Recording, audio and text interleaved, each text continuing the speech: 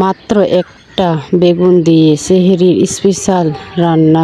আসসালামু আলাইকুম প্রিয় দর্শক, সেহরির সময় এই রকম রেসিপি হলে এক থালি ভাত মিনিটেই ভাতের থালা চেটে পুটে খাবেন। চলো তোমাদের সঙ্গে শেয়ার করি কি কি উপকরণ দিয়ে এই রেসিপিটি আমি তৈরি করেছি। একটা পেঁয়াজ কুচি, আদা দুটো টুকরো, দুটো কাঁচা লঙ্কা, 3-4টা রসুনের কোয়া, একটা টমেটো কুচি দিয়ে এটাকে সুন্দরভাবে পেস্ট করে নিলাম। আর এখানে বন্ধুরা একটা বেগুন দিয়ে এই রেসিপিটি তৈরি করব।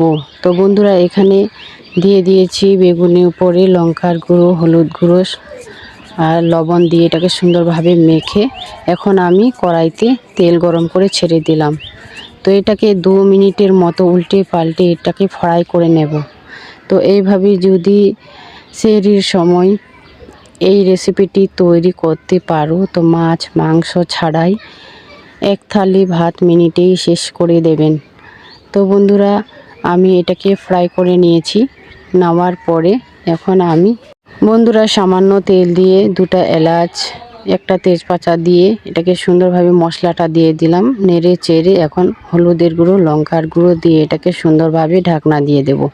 দেওয়ার পরে 2 মিনিটের মতো আমি ঢাকনাটা তুলে নেড়ে চেড়ে আবারও ঢাকনা দিয়ে এটাকে সুন্দরভাবে কষিয়ে নেব। তো নেওয়ার পরে এইভাবে যদি এই রান্নাটি করো বন্ধুরা অসাধারণ লাগবে। তো বন্ধুরা এখন আমি জল দিয়ে দিয়েছি পরিমাণ মতো, উপরে দিয়ে দিয়েছি ধনেপাতা। দেওয়ার পরে এখন আমি বেগুনগুলো ছেড়ে দিলাম। দেওয়ার পরে হাফ চামচের মতো জিরে দিয়ে এটাকে সুন্দরভাবে একদম ফুটিয়ে নিয়েছি। নেওয়ার পরে আমার রেডি। দেখতে পাচ্ছ কত লোভনীয় এবং সুন্দর হয়েছে।